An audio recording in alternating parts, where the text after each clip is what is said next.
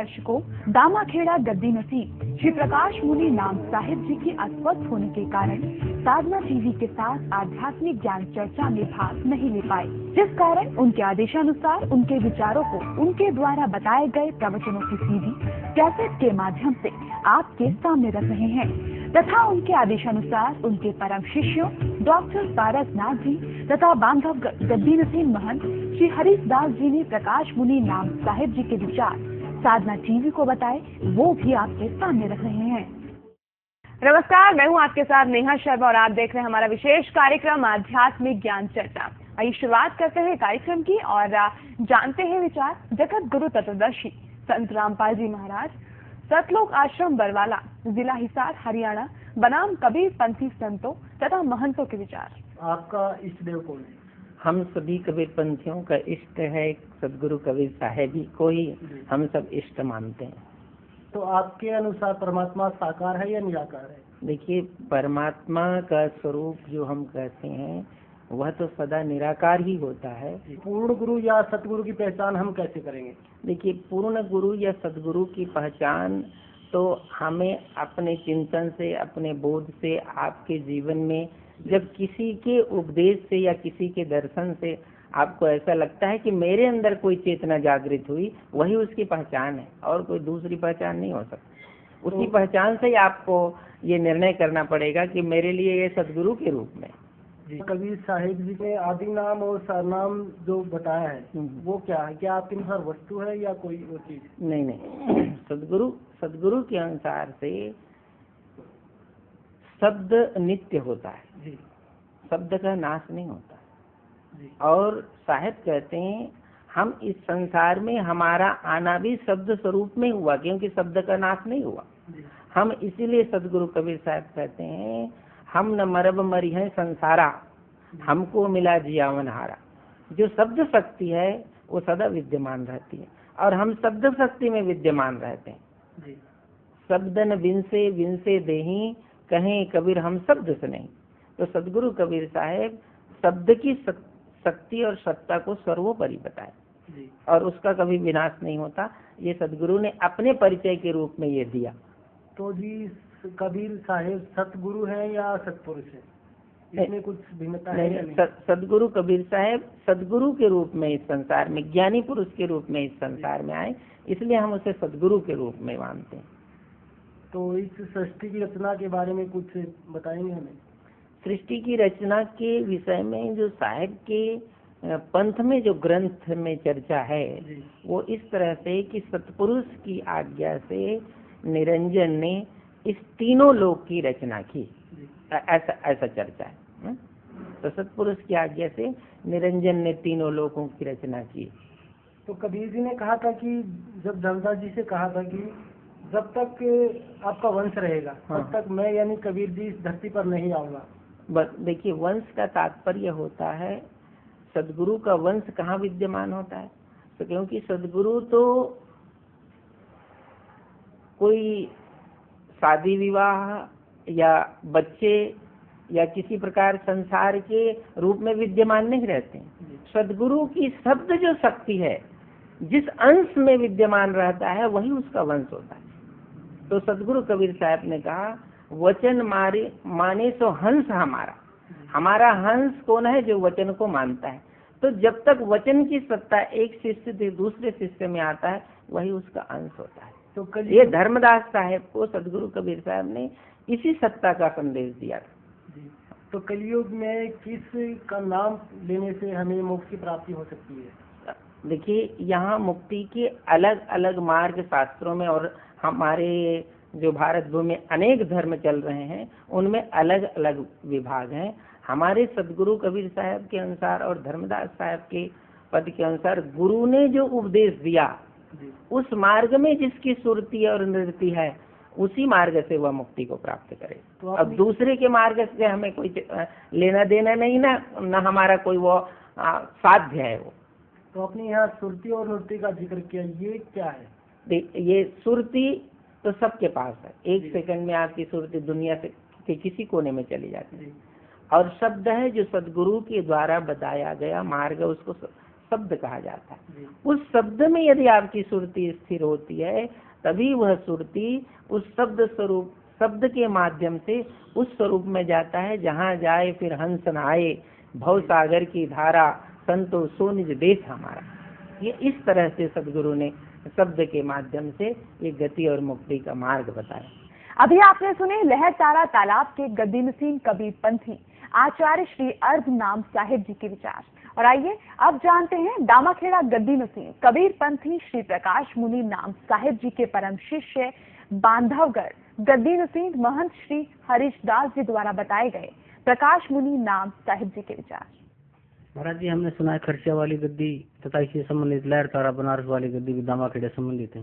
कैसे सारी गद्दियाँ यही से ही निकली हैं, सब यही से संबंध है, सब वंशनुमय। आज भी उन्होंने वंश गुरु की परंपरा को मानते हैं, वही नाम को मानते हैं। अभी आपने सुने दामाखेड़ा गद्दी नसीम कबीर पंथी श्री प्रकाश मुनि नाम साहिब जी के परम शिष्य बांधवगढ़ गद्दी नसीम महंत श्री हरीश दास जी द्वारा बताए गए प्रकाश मुनि नाम साहिब जी के विचार। और आइए अब जानते हैं दामाखेड़ा गद्दी नसीम कबीर पंथी श्री प्रकाश मुनि नाम साहिब जी के परम शिष्य डॉक्टर पारसनाथ जी द्वारा बताए गए प्रकाश मुनि नाम साहिब जी के विचार। तो आप जी के जो पूज्य गुरु जी हैं वर्तमान में, जो प्रकाश मुनि नाम साहिब जी, वो अपना इष्ट देव किसे मानते हैं? वो अपना इष्ट देव कबीर साहब को ही अपना मानते हैं।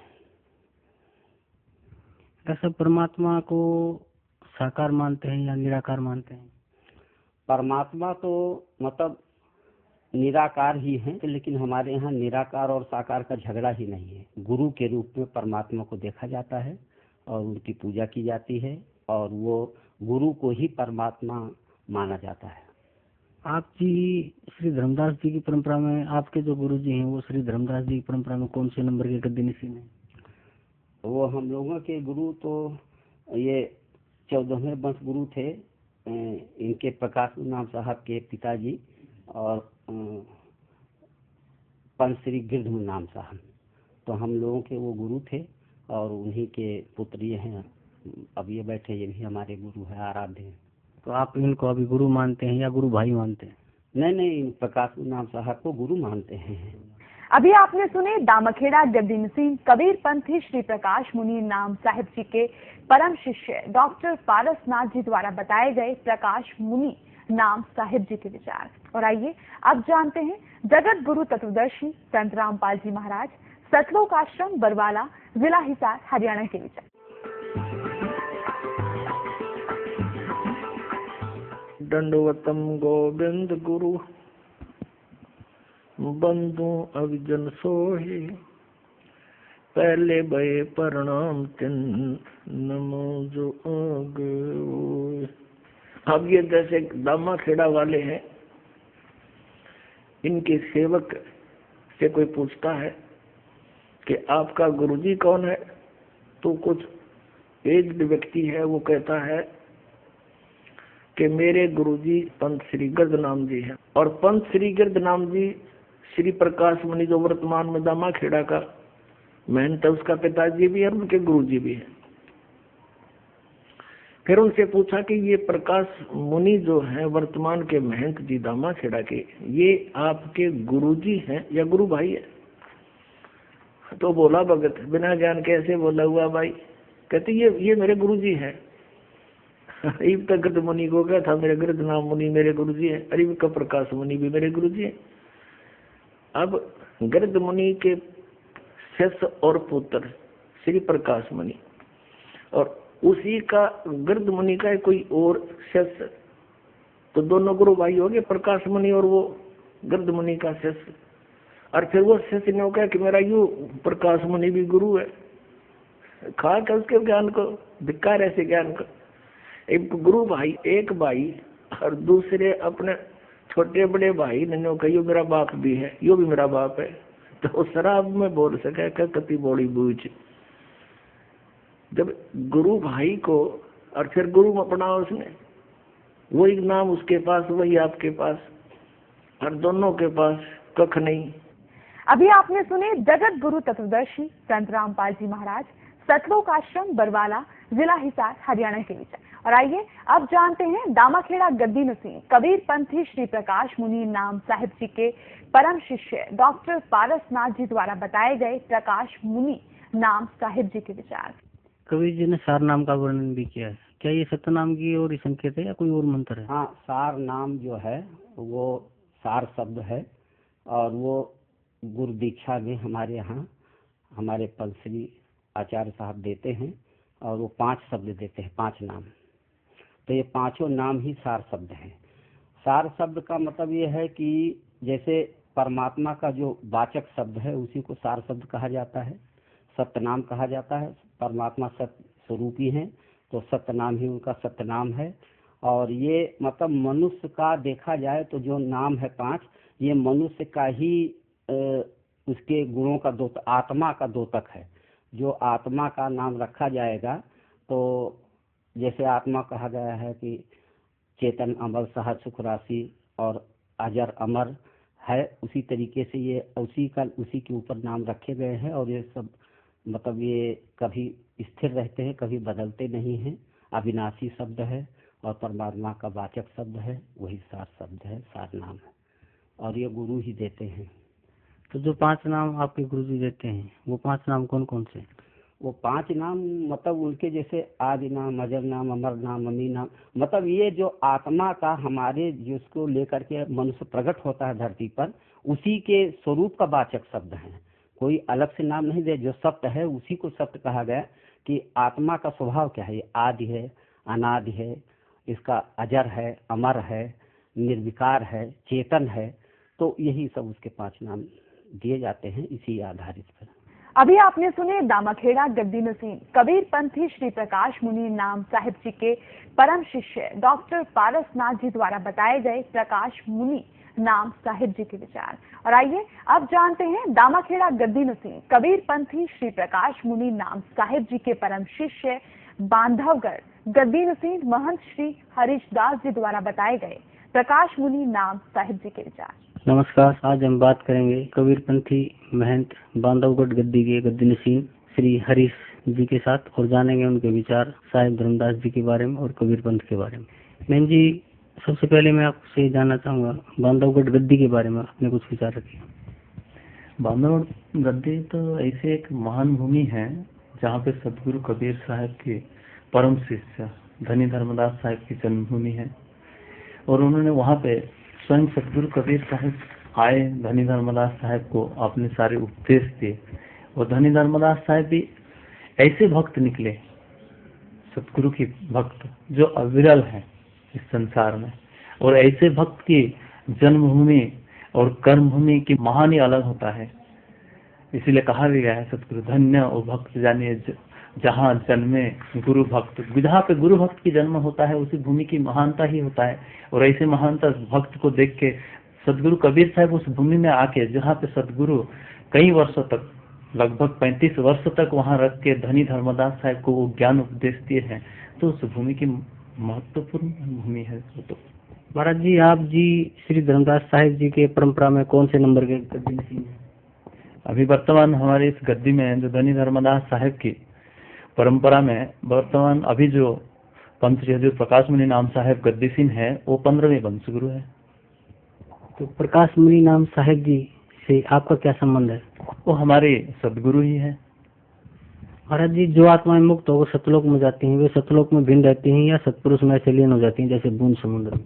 इसमें तो कोई सवाल तो नहीं, आत्मा और परमात्मा में तो कोई अलग नहीं थे, वही तो। इसलिए रामायण में भी लिखा गया है जो ईश्वर अंश जीव अविनाशी। जब ईश्वर का अंश होता है, जीव होता है, वो अविनाशी होता है। अब देखिए, आप इसमें सवाल जीव और परमात्मा कोई अलग तो होता ही नहीं। महाराज जी, जो मंत्र दीक्षा आप अपने श्रद्धालुओं को देते हैं या अपने अन्वयों को देते हैं, क्या वही मंत्र कबीर परमात्मा ने धर्मदास जी को दिया था? जी, निश्चित रूप से वही है, क्योंकि ये परंपरा ही चला है।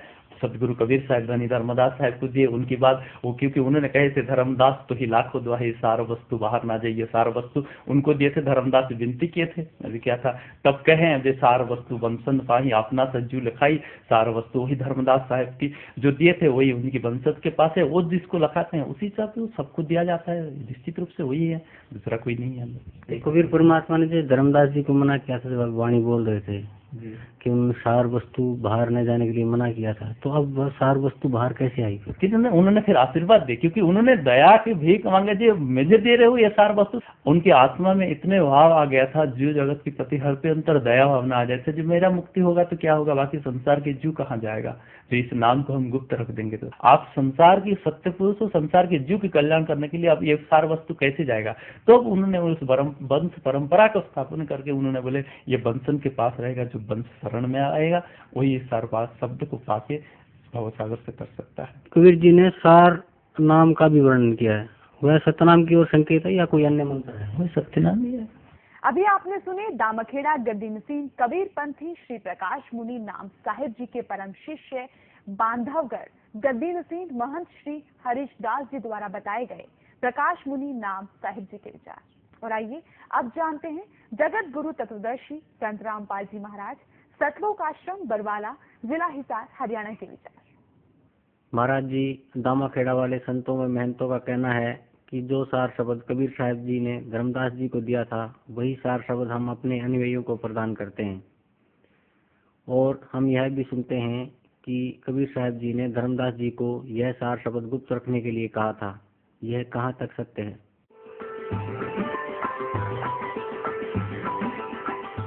दंडवतम गोविंद गुरु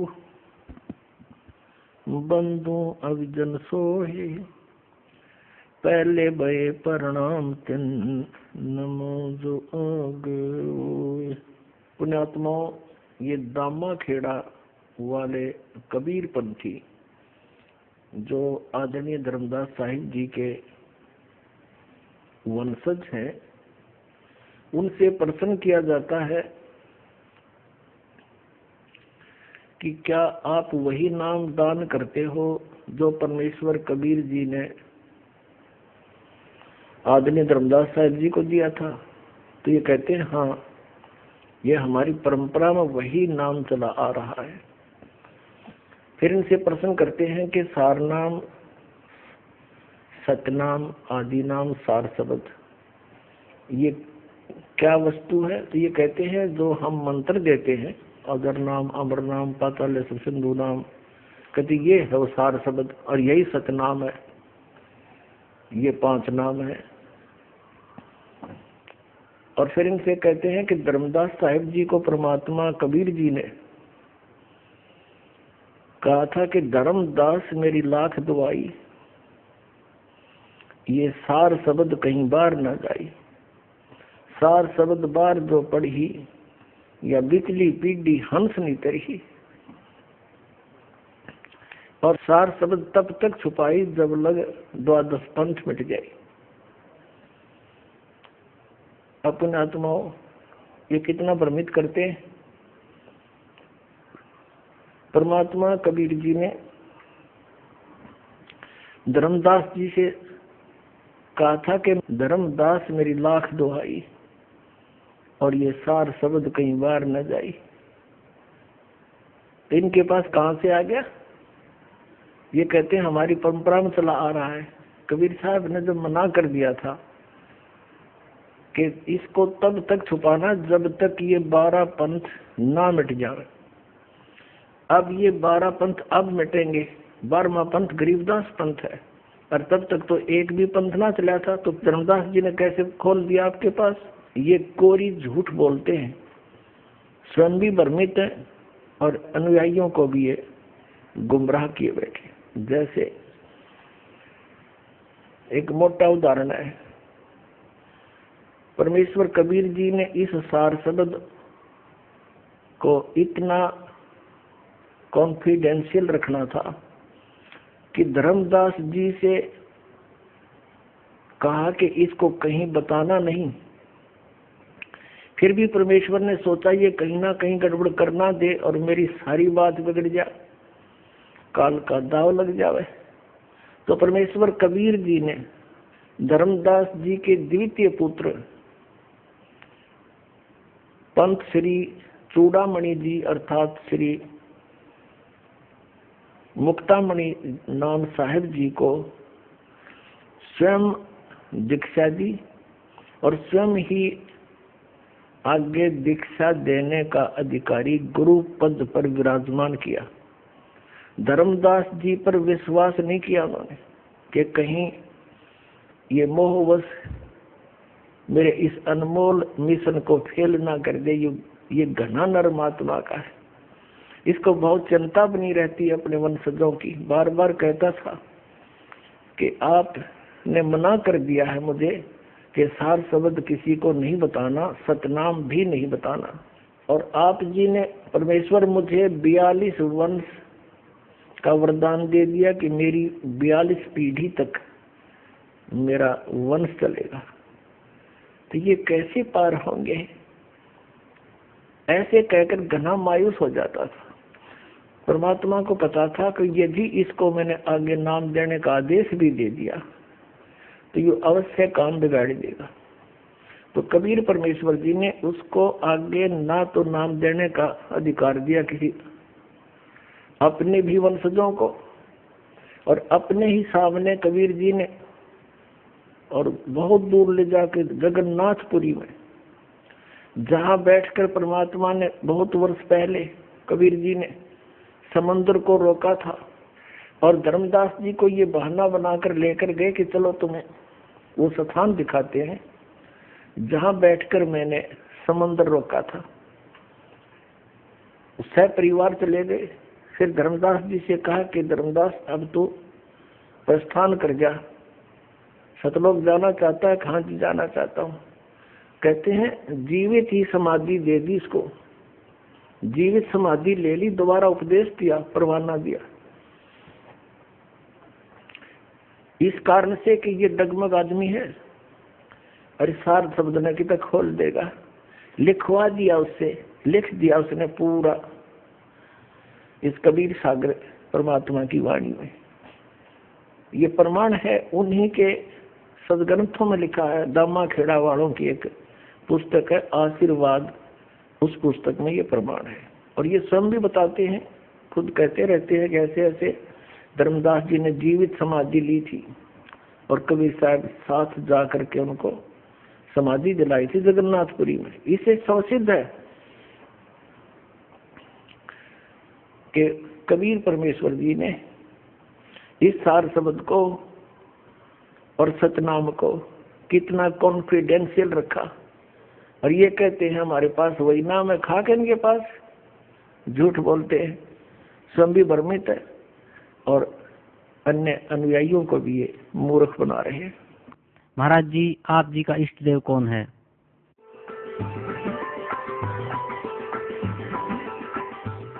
मुझ दास का जो इष्ट है, इष्ट देव है, वो परम अक्षर ब्रह्म है, जिसके पर्यायवाची शब्द परमेश्वर, सत्पुरुष, अकाल मूर्त, शब्द स्वरूपी राम आदि उसी परम अक्षर ब्रह्म के उपमात्मक नाम है। उनका वास्तविक नाम कबीर देव है, कबीर साहब है, अल्लाहु अकबर है। इसी परमेश्वर ने सर्व ब्रह्मांडों की उत्पत्ति की, सभी प्राणियों की। ये सर्व उत्पादक प्रभु है। सर्व उत्पादक का अर्थ होता है जिसने सभी आत्माओं का भी वो जनक है। सभी आत्माओं की उत्पत्ति उसी ने की, सभी ब्रह्मांडों की उत्पत्ति उसी ने की, और 5 तत्व तथा 3 गुणों की उत्पत्ति भी उसी परमेश्वर परम अक्षर ब्रह्म ने की, कबीर देव ने की। और वही परमात्मा, वही परम अक्षर ब्रह्म जिसे हम संत भाषा में सत्य पुरुष कहते हैं, वो भारतवर्ष की इस पावन धरती पर सन 1398 संवत 1455 ज्येष्ठ सुदी पूर्णमासी को सुबह ब्रह्म मुहूर्त में सतलोक से अपने निज स्थान से चलकर आकर एक शिशु रूप धारण करके कमल के फूल पर विराजमान हुई। वहां से उनको नीरू नीमा नाम के एक पति पत्नी थे, वो जुलाहा जुलाहा जाति से थे, जुलाहा कर्म करते थे, वो निसंतान थे, उनको उठाकर घर ले गए। परमात्मा जुलाहों की कॉलोनी में रहने से, जुलाहा समुदाय में रहने से और बड़े होकर जुलाहे का कार्य करने से वो जुलाहा कहलाए। ये मुझ दास के इष्ट देव हैं। महाराज जी, इष्ट देव और सतगुरुदेव एक ही हैं या इनका अस्तित्व भिन्न भिन्न है?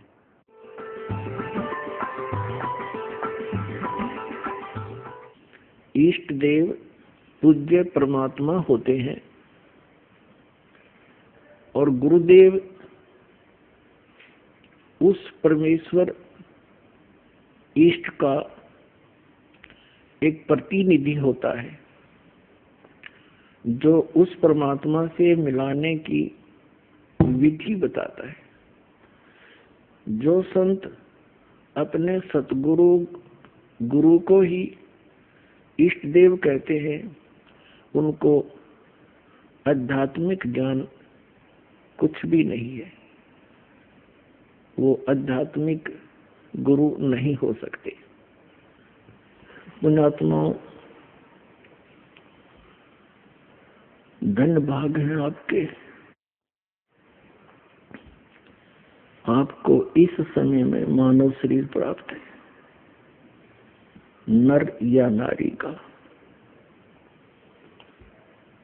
धन्य है आपके माता पिता जिनसे जन्म हुआ, क्योंकि ये वो प्राइम टाइम है जो परमात्मा ने पूर्व निर्धारित किया था।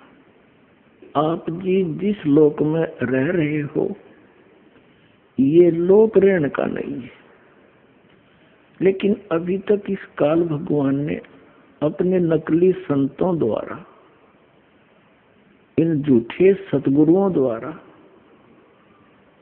आप जी को भ्रमित करवा रखा था, और इनके द्वारा बताई गई जो भक्ति विधि साधना थी वो यूजलेस थी, शास्त्र विधि टाइप का मनमाना आचरण था, जिस कारण से हम इस काल के जाल को न तो समझ सके और न इससे निकल सके। अब इस काल के इस जाल का नाश करने के लिए, अज्ञान का नाश करने के लिए स्वयं परमात्मा सतलोक से चलकर आते हैं, क्योंकि हम उसके बच्चे हैं। उन्होंने हमें अपने वचन से उत्पन्न कर रखा है, हम उनका अंश हैं। अपने का दुख अपनों को ही होता है।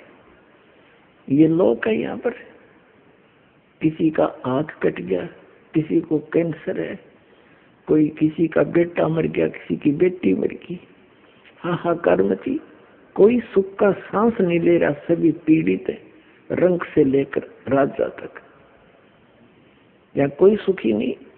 लेकिन आप जी को बताया था कि ये औरों से थोड़ा सा हल्का दुख हो, हमने उसी को सुख मान रखा है। कबीर साहब कहते हैं, झूठे सुख को सुख कहे ये मान रहा मनमोद, ये सकल चबीना काल का और कुछ मुख में कुछ गोद। इस काल भगवान के इस जाल को समझाने के लिए स्वयं परमेश्वर को आना पड़ता है, अन्यथा ये किसी भी जीव को रास्ता नहीं देता, सबको मिसगाइड कर देता है। जैसे बड़े बड़े महापुरुष जितने भी ये गुरु पद पर विराजमान पहले हुए हैं या जो वर्तमान में हैं, ये परमात्मा की बहुत प्यारी आत्मा है। कबीर भगवान की वैसे तो सारी उसकी प्यारी आत्मा है, लेकिन ये बहुत ज्यादा भक्ति युक्त थे। ये पूर्व जन्म के पुण्यकर्मी प्राणी थे, और काल उन्हीं को सिलेक्ट करता है जिनके पास अच्छी मोटी गठड़ी और धन की, उन्हीं को ठगता है, लूटता है, फिर इनको प्रभु बना देता है। ये फिर साहेब कहने से प्रसन्न होते हैं। जैसे जितने भी ये कबीर पंथ में संत हैं, महंत हैं, इनको साहेब कह दे तो ये फूल जा, और साहेब ना कहे तो ये मुंह से डाले। साहेब माने भगवान है, ये जीव भगवान बन बैठा। और 1 मिनट में मृत्यु हो जाए, फिर गधा अपने अंडा वो भगवान वो साहब है। पीछा छटवाना चाहिए था, वो बकवास घर कर दी अंदर। तो ये अच्छी आत्मा है, इनके पूर्व जन्म के संस्कार अच्छे हैं। ऐसी पुण्यात्माएं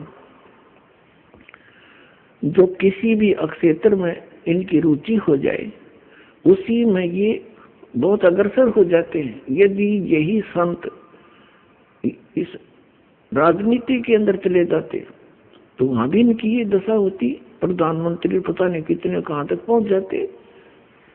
और ये इन दूसरे काम लाग गए, भक्तों का, मनुष्य का जीवन नाश करने का ठेका ले लिया इन्होंने।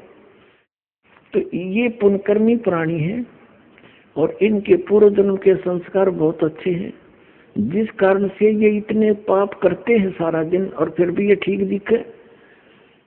इनके पूर्व जन्म की बैटरी चार्ज है, और जब यह बैटरी डाउन होगी,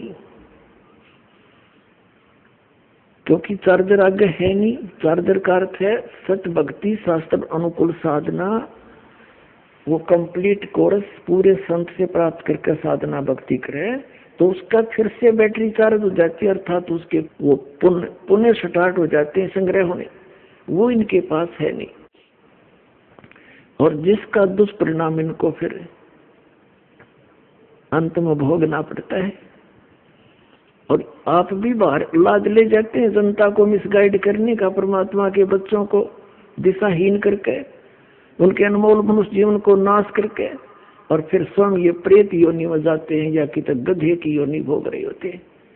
ये नकली साहब, ये महंत संत और ये जितने आचार्य और शंकराचार्य और मंडलेश्वर है। दास का कहने का तात्पर्य है कि इन संतों ने भी सोचना चाहिए, इन्होंने समझना चाहिए दास क्या कह रहा है।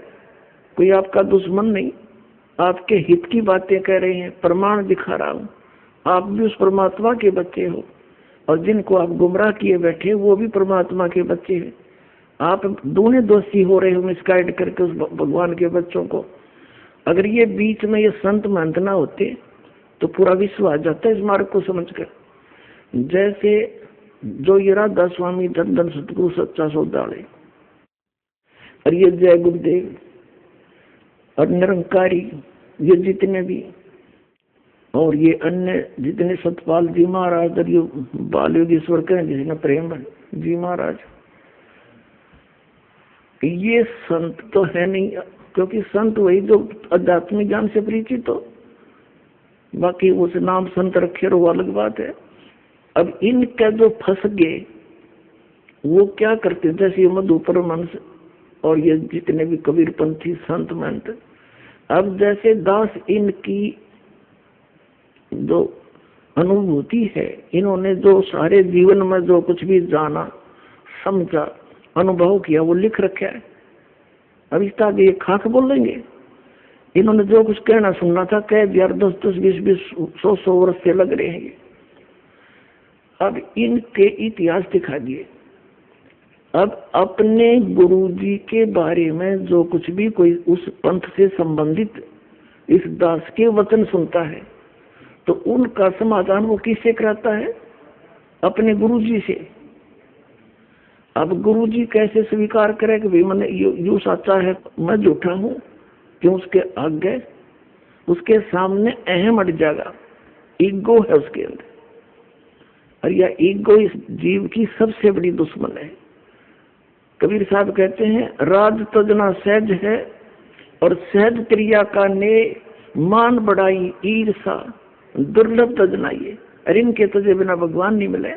अब ये फिर अपने ही गुरुओं से पूछते हैं तो गुरु जी कह देते नहीं, उसको क्या पता। और फिर यहाँ तक बताते हैं इस जम्मू वाले ने तो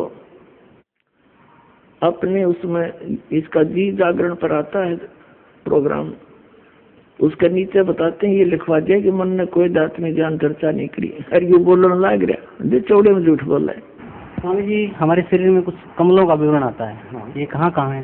सबसे पहले मूलाधार चक्र पर 4 चतुर्दल कमल हैं, जहाँ गणेश जी का वास है, सिद्धिदायक है, वहीं से पूरे कार्य संचालित होते हैं। जो भी शक्तियाँ गुदान से ही प्रारंभ होती हैं।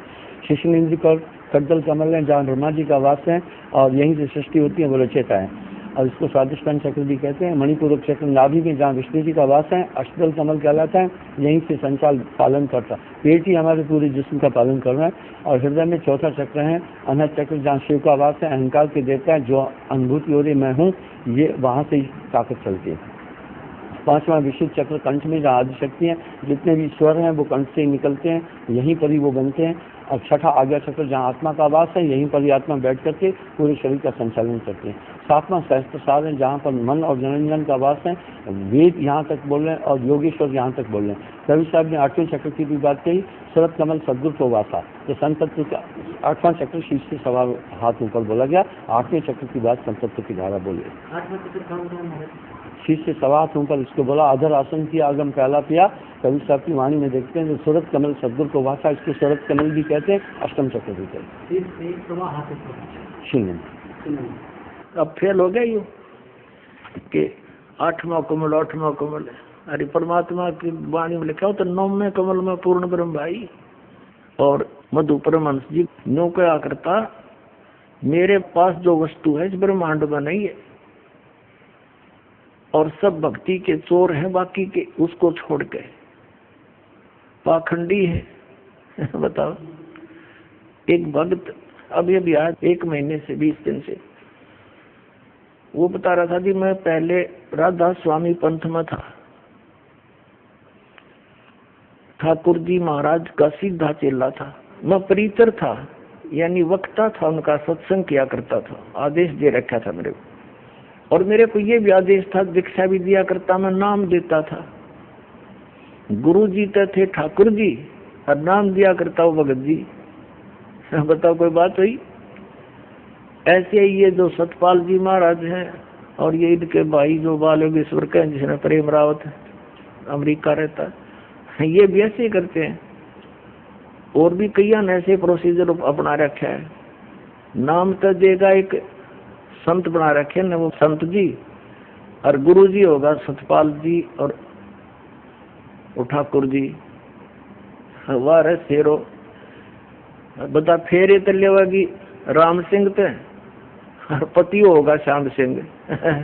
कोई बात है इनकी। तो पुण्यात्मा ये सारा ही ऊट पटांग हो रहा था।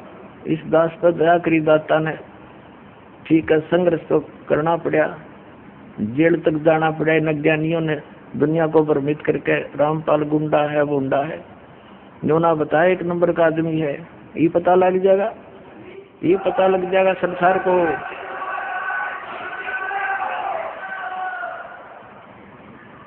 तो इनका वो बता रहा था कि जी मैं वहां से छक लिया,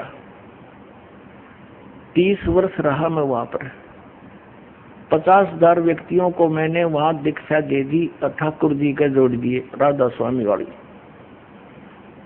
फिर मेरा वहां से मन हट गया किसी बात पे। फिर टीवी देखा, इनका सत्संग सुना श्री मधु परमहंस जी का, अच्छा लगा। कुछ उनसे हटकर बात थी थोड़ी बहुत, नाम नूम दीक्षा दीक्षा वह हूँ तो मैंने वहां दीक्षा ले ली। 2 वर्ष से वहां मैं जुड़ा हुआ था श्री मधु परमहंस से, जम्मू वाले से। फिर कुछ दिन के ही बाद आपका सत्संग भी आता था, वो भी सुनने लगा मैं। अब 2 वर्ष से मैं आपका भी सत्संग सुन रहा था और वो अपने सेकंड गुरु जी का भी सुन रहा था, श्री मधु परमहंस जी का। और हम ये सोचा करते थे, हमारा ग्रुप था सैकड़ों का, हम ये सोचा करते भाई दोनों अपने आप को नो कहें, जो वस्तु मेरे पास है किसी के पास नहीं। अब हम निर्णय कैसे करें? या तो जब बात पड़े ये दोनों आमने सामने हो किसी दिन, हम नो सोचा करते। 10 दिन के बाद वह दया भी होगी, साधना टीवी पर दोनों आमने सामने। और सत्संग जब शुरू हुआ बड़ी खुशी हुई, हमने अगले आज दिन की दोनों की जो सच्चाई सामने आ जाएगी। मैंने सब जगह फोन लगा दिया, जो श्री मधु परमहंस के मेरे साथी चेले थे, और सब ने अपने टीवी ऑन कर लिए, इधर उधर जाके इकट्ठे होकर बैठ गए सारे ग्रुप के ग्रुप। तो वो कह रहा था जी 3 घंटे प्रोग्राम चला, और जब प्रोग्राम समाप्त हुआ मैंने तो सिर मारा धरती में पटक के, हे भगवान देख यो कित मूर्ख बना रहा था हमने आज तक। फिर लगे मेरे पास फोन आने सब साथियों के, कहने लगा ईब के करें के पास मधु पर वंश दौरे खाकी कति खोखा। तो हमने स्कीम बनाई, चलो वहां आश्रम में सैकड़ों की संख्या में आकर नाम लेगा उस मधु पर वंश के।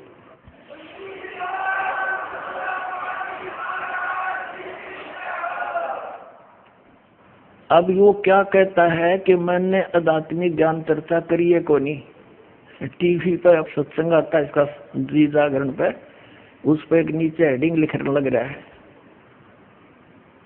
देख ये कौन है शैतानी ताकत जो इस ब्रह्मांड पर राज करती है? मन। साहिब वाणी में कह रहे हैं मन ही आहे काल कराला,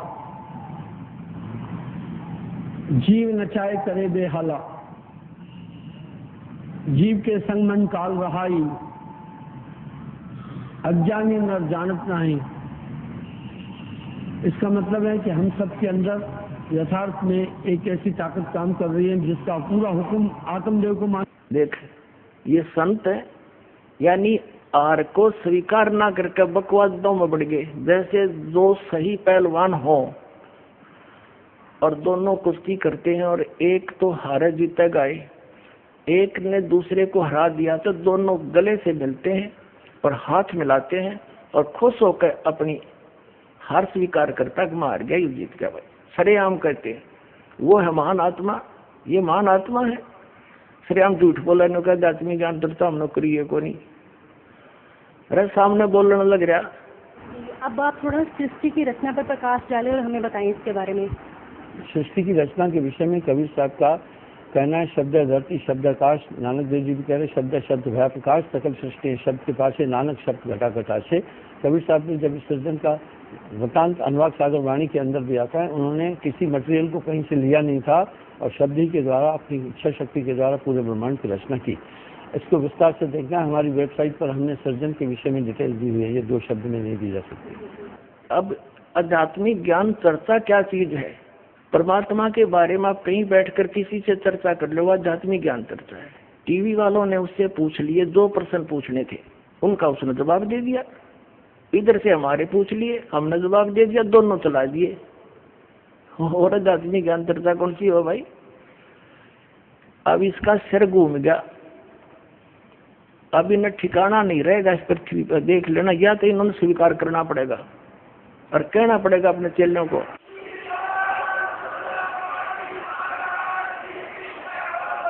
एक व्यक्ति कह रहा था, वो नाम ले लिया उसने यहाँ करके, श्री मधु परमहंस जी का चेला था। वो बोला जी मैंने उनसे फोन पर बात करी उसी दौरान कि महाराज जी से बात कराओ। पहले बात करते थे, फिर बात करनी बंद कर दी।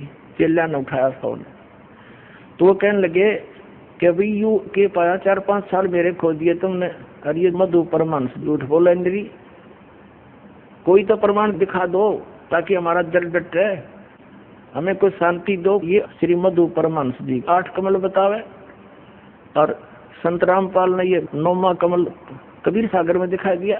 स्वामी जी 8वां कमल कहाँ है? शीश से सवास होकर इसको बोला, अधर आसन किया, आगम पहला पिया। कबीर साहब की वाणी में देखते हैं तो सूरत कमल सदगुरु को वासा, इसको सूरत कमल भी कहते हैं, अष्टम चक्र भी कहते हैं। शीश से सवास ऊपर 0। अरे वो 8वां कमल बताओ, शर्त ऊपर सवा हाथ है, किसे गए हाथ मार के देख लो है किसे, छोटे में झूठ बोलने लग रहा।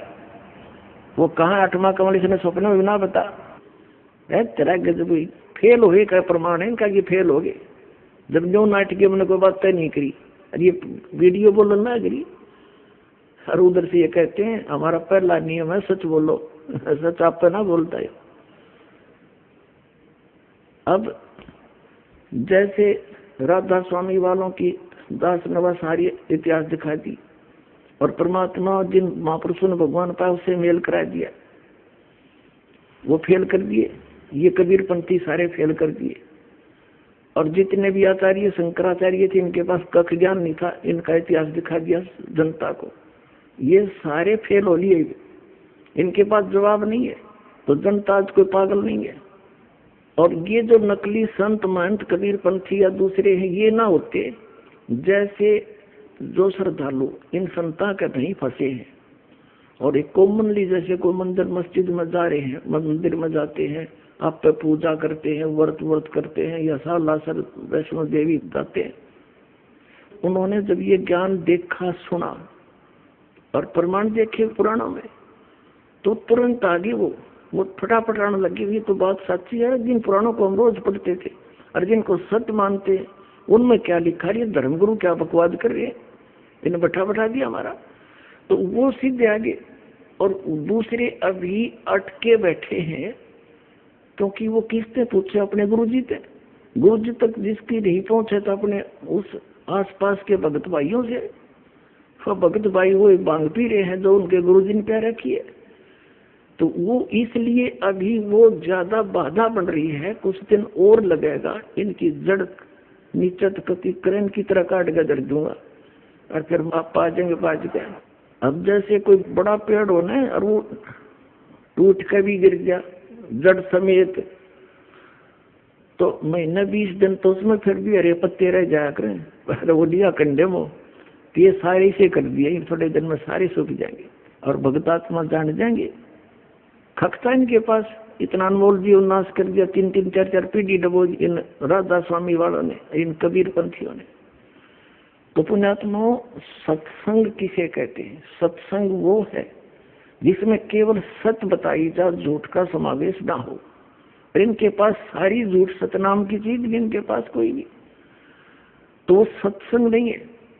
अब सत्संग का अर्थ है परमात्मा की महिमा, परमात्मा की गुण बताई जा, कि परमात्मा कैसा है, कौन है, कहाँ रहता है, और परमात्मा की हम खोज कर क्यों रहे हैं,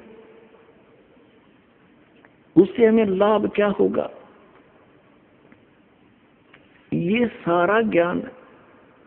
और फिर वो भगवान प्राप्ति कैसे होगी, तो ये सब मिलाकर सत्संग कहलाता है।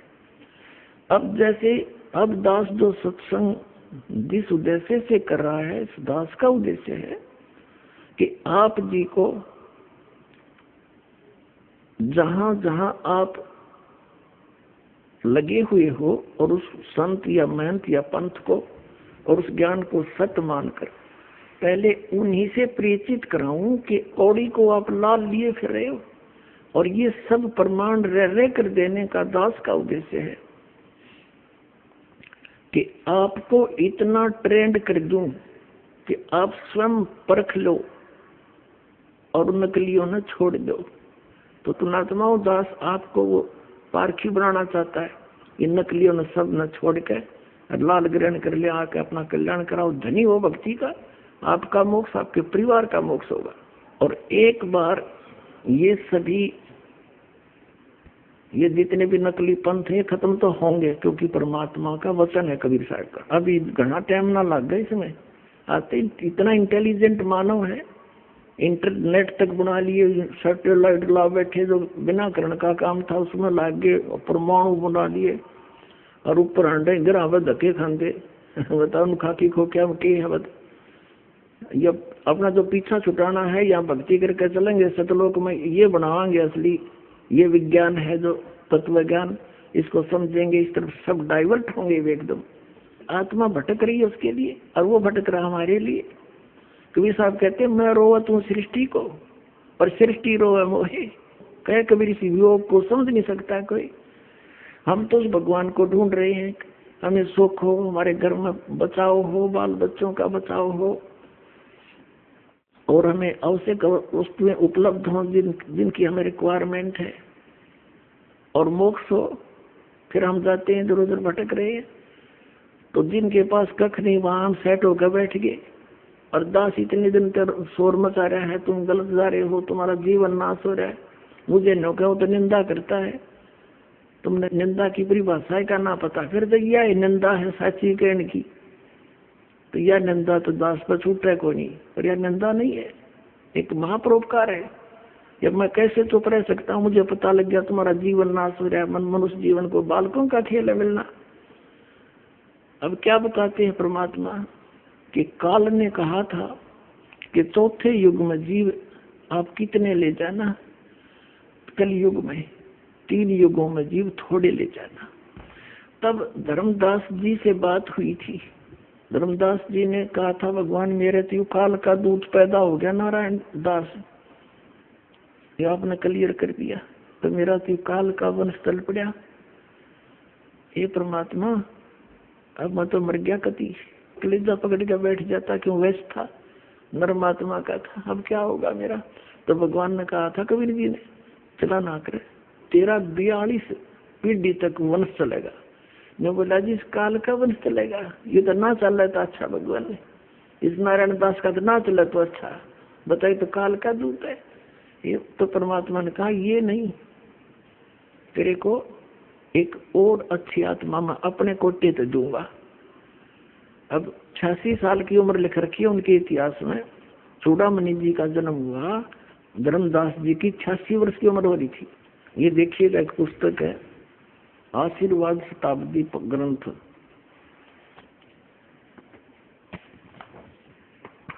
ये देखो सतनाम कितना बड़ा लिख रखा है, कितने अच्छे ढंग से। ये कख नहीं पता है सतनाम का, ये दामा खेड़ा वालों का है। ये देखिए,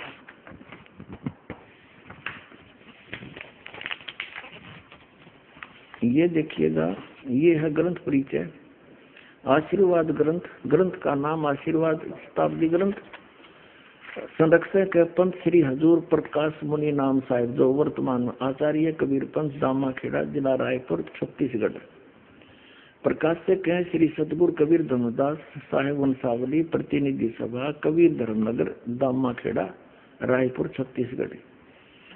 सौजन्य से अपने गुरुदेव पूजनीय महंत श्री पुरुषोत्तम दास जी साहेब, दादा श्री किशन लाल जी, दादी श्रीमती रूपा देवी आदि आदि।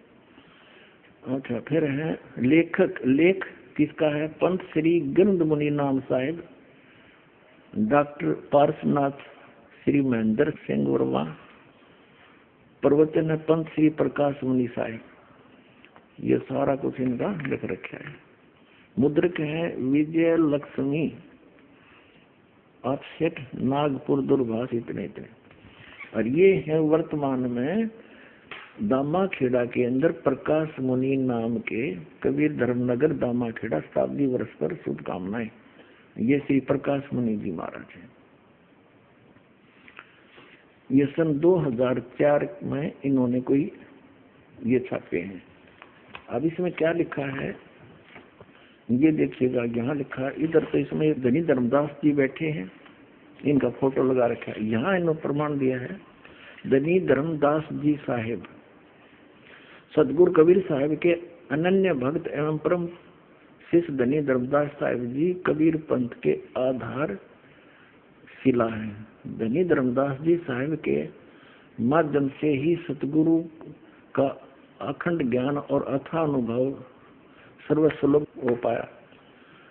स्वयं की ही नहीं बल्कि जन जन की पीड़ा ने धनी को व्याकुल बना दिया। अब यहाँ देखते हैं, ये है कसौधन वैश्य कुल में पैदा हुए धनी धर्मदास जी साहिब का जन्म बांधवगढ़ विक्रमी संवत 1452 की कार्तिक पूर्णिमा के दिन गुरुवार को हुआ था। संवत 1452 यानी 1395 में उनका जन्म बताया, सन 1395 गुरुवार को हुआ था। आपके बचपन का नाम जुड़ावन प्रसाद। आपका विवाह संवत 1480 में पत्थरटा ग्राम की जादोमती देवी की सुयोग्य कन्या सुलक्षणा देवी अर्थात पंथ की माता आमीन से हुआ और आपके एक पुत्र व एक पुत्री भी हुए। अपार संपत्ति होते हुए भी आप निर्वमानी थे। संवत 1518 में व्यापार व तीर्थ आंटन के दौरान मथुरा में सतगुरु से प्रथम भेंट ने आपको एहसास दिलाया कि आपके पास सब कुछ होते हुए भी आप नाम धन से खाली हैं। विक्रमी संवत 1520 में काशी में हुई दूसरी मुलाकात ने आपको सदा के लिए सतगुरु के अनुगामी बना दिया। यहाँ बताते हैं इसी वर्ष आप सतगुरु को काशी से बांधवगढ़ लाए, आरती कर दीक्षा पाए 1520 में, विक्रमी संवत 1520 में, और सर्वभावेन समर्पित हो गए। सतगुरु कबीर साहब ने आपको आत्मसात किया और सतनाम धन के साथ अटल 42 वंश का आशीर्वाद दिया। इसके फलस्वरूप विक्रमी संवत 1538 में आपके घर द्वितीय पुत्र के रूप में चूड़ामणि नाम साहिब का प्राकट्य हुआ, और 1540 में सतगुरु ने एकोत्री चौका का विधान रचा और आपको पंथ का आदेश दिया। सतगुरु के हर आदेश का पालन करते हुए आप विक्रमी संवत 1568 के फागुन के मास में जगन्नाथपुरी में सतगुरु के हाथों का परवाना ग्रहण करके लोक को गमन किया। अब कहने का भाव ये है, इनका जन्म हुआ विक्रमी संवत 1452 में और दूसरा पुत्र 1538 में हुआ। 1538, 48 वर्ष तो वो ले लो उधर से पहले वाले, और 38 ये जोड़ दो, 48 और 38 86 वर्ष हो गए। 86 वर्ष की उम्र होगी थी जब धर्मदास जी की उस समय परमात्मा ने कहा कि तू चिंता ना करे, मैंने तेरे को 42 पीढ़ी दे दी, तेरा वंश रहेगा, वंश 42 रहे, तेरा अंश रे। अब धर्मदास जी कहने लगे, हे भगवान, यू तो काल का दूत नारायण दास, 86 साल की उम्र मेरी, अब परमात्मा क्या होगा कि तेरा एक संतान होगी मेरे आशीर्वाद। अब या उसका गला उतरे नहीं, 86 साल की उम्र होगी, अरे अब संतान होगी, ना भी नहीं करे और यश भी नहीं करे। परमात्मा अंतर्यामी थे कि अपेट इसका विश्वास दृढ़ नहीं हुआ और वृद्ध गणा हो रहा, कदे मृत्यु को प्राप्त हो जाए, इसका इतना अटड़ा कौन हो रहा है।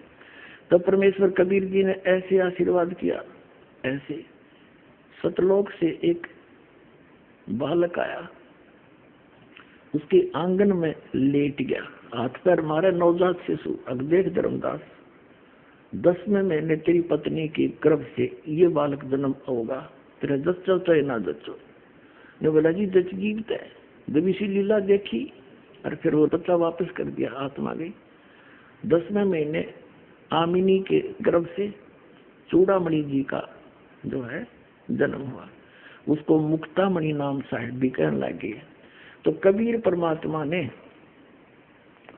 धर्मदास जी से कहा था कि भाई ये पहला मंत्र देना सिर्फ 5 नाम का, ये और मंत्र भी डिस्क्लोज ना करना, सतनाम ये 2 अक्षर का और सार शब्द। धर्मदास मेरी लाख दुहाई, ये सार शब्द कहीं बाहर ना जाए। सार शब्द ये बाहर जो पढ़ी या बिजली पीढ़ी हंस नहीं तरही। अब धर्मदास तो पक्के थे, जो कह दिया सतगुरु ना फाइनल है। फिर परमात्मा कबीर जी ने उनके पुत्र चूड़ामणि को आदेश दिया कि ले बेटा ये 5 नाम जाप करना और आगे अपने उत्तराधिकारी को भी ये देना और उसी को यही आदेश देना, ये नाम जाप करता रहे। ठीक है। फिर कबीर परमात्मा ने कहा धर्मदास जब तेरी 6ठी पीढ़ी आओगी ना, तब ये 5 नाम भी समाप्त हो जाएंगे, काल वहां झपट्टा देगा और मेरा वचन ना खाली जाई, ये मैं सच ही कह रहा हूँ। तो धर्मदास चिंतित हो गया कि हे परमात्मा फिर ये मेरे बालक कैसे पार होंगे, वंश तो आपने दे दिए तक 42 पीढ़ी, तो ये बच्चे पार कैसे होंगे दाता। तब वो बहुत चिंतित हो गया। तो परमेश्वर कबीर जी ने कहा कि इस काल ने कहा था मैं 12 नकली पंथ चलाऊंगा कबीर जी के नाम पे। उन 12 पंथों में से जो 12वां पंथ चलेगा गरीबदास का होगा। उस गरीबदास वाला पंथ जब चल चुका होगा, उस गरीबदास वाले पंथ से यानी गरीबदास जी से मेरी महिमा की वाणी पुनः प्रकट होगी और उसमें गरीबदास वाले पंथ में आगे चल के मैं ही आऊंगा। जब 5500 वर्ष बीत जाएंगे नस्कल युग ने, उस समय आप देखना और सब पंथों को खत्म करूंगा, सच्चा ज्ञान बताऊंगा और सभी पंथों को खत्म करके एक पंथ चलाऊंगा तो सारा विश्व नाम लेगा, सारे पार करूंगा उस समय के, तो तेरे वंश भी हो जाए बेटा, पार क्यों चिंता करता है। तब धर्मदास का दिल डटा न बोला, भगवान आज तो ऐसे नेक आदमी हैं और अभी ना मान रहे आपकी बात ने, आप तो कह रहे हो क्या तो घोर कलयुग आएगा, तब कैसी बात बनेगी। तो परमात्मा ने कहा यह चिंता छोड़ दे, ये मेरा काम है और जो मैं आज बोल रहा हूँ ना यह बात है, ये उसमें सच्ची होगी कि पूरा संसार मेरी शरण में होगा, मेरा ही ज्ञान पूरे विश्व में रह जाएगा, सारे बच्चे मुझे पहचानेंगे और मोक्ष प्राप्त करेंगे, जो नाम ले लेंगे सतनाम। और मेरा वचन जब सच्चा होगा, जब कलयुग 5500 वर्ष बीत जाएगा, तब तक तो ये मेरा आधार दिखाई देगा। जब कबीर परमात्मा ने धर्मदास जी से कहा था कि धर्मदास, मैं जिस समय कलयुग का 5500 वर्ष बीत जाएगा कलयुग, तब मैं आऊंगा और सब पंथों को मिटा के एक पंथ चलाऊंगा। जब परमात्मा और काल की वार्ता हुई थी, उस समय परमात्मा से काल ने क्या कहा था कि 12 पंथ तेरे नाम तो चलाऊंगा, अरे इन 12 पंथा में जो नाम लेगा वो मेरे मुख में आन समोई। काल ने कहा था कबीर परमेश्वर को, और 12 पंथ करो मैं साजा, नाम तुम्हारा ले करूं आवाजा, 12 पंथ नाम जो ले ही मेरे मुख में आन समोई। और जाओ जोग जीत संसारा, जीव न माने कहा तुम्हारा, जीव तुम्हारा कहा न माने, हमरी ओढ़ हो बाद बखाने।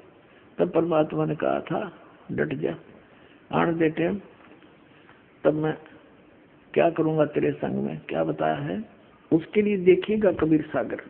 कबीर सागर संपूर्ण 11 भाग खेमराज श्री कृष्णदास प्रकाशन मुंबई के द्वारा प्रकाशित है। ये संपूर्ण 11 भाग कबीर सागर, ये उन्हीं का है, कबीर पंथियों का छापा हुआ। कबीर पंथी भारत पथिक स्वामी युगलानंद बिहारी द्वारा परिष्कृत, और ये मुद्रक है प्रकाशक। कबीर सागर के अंदर बोध सागर और ये सबसम वेद बोध है। इसमें इसके 121 पृष्ठ पे यहाँ लिखा है, सतयुग त्रेता द्वापर माही, तीनों युग जीव थोड़े जाही। युग निरंजन ने परमात्मा से वचन लिए थे। चौथा युग जब कलयुग आई, तब तो शरण जीव बहु जाई, ऐसा वचन हर बोल दीजिए, तब तुम संसार गौन ही कीजिए।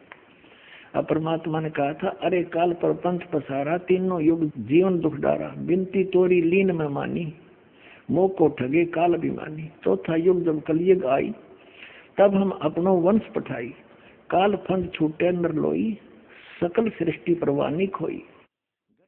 घर घर देखो बोध विचारा, सत नाम सब ठोर उचारा। फिर के 5505, तब ये वचन होगा सच्चा, कलयुग बीत जावे जब एता, तो सब जीव परम पुरुष पद चेता। इसका क्या अर्थ है कि जब 5505 वर्ष बीत जाएंगे कलयुग के, तब मैं अपना अंश भेजूंगा। अब परमात्मा अपने आप को छुपा के करे और कहते हैं फिर पूरा विश्व परमात्मा के उस परम पद से परिचित होगा, सतनाम का सब जगह उतारण होगा। देखिए, चौथा युग जब कलयुग आई, तब हम अपना अंश पठाएं, अपना अंश भेजेंगे, और काल पंथ छोटे नर लोई, सकल सृष्टि परवानी कोई, पूरी सृष्टि नाम लेगी। और घर घर देखो बोध विचारा, घर घर परमात्मा की महिमा का विचार होगा, ज्ञान का। और सतनाम सब ठोर उचारा, सब जगह सतनाम का दिया जाएगा, सब जाप क्रिया करेंगे। और 5505 जब ये वचन होगा सच्चा, कलयुग बीत जाए तब एता, सब जीव परम पुरुष पद चेता, यानी सभी जीव उस परमात्मा के परम पद के परिचित हो जाएंगे। अब पहले आपको दिखाते हैं वो 12 पंथ कौन कौन से हैं और कौन से पंथ में परमात्मा ने स्वयं आने के लिए कहा है। देखिएगा, ये है कबीर बानी नामक एक चैप्टर है, कबीर सागर में अध्याय है, बोध सागर खंड है, कबीर सागर ग्रंथ है, और कबीर बानी अध्याय है, इसके 136 पृष्ठ पे यहाँ देखिएगा।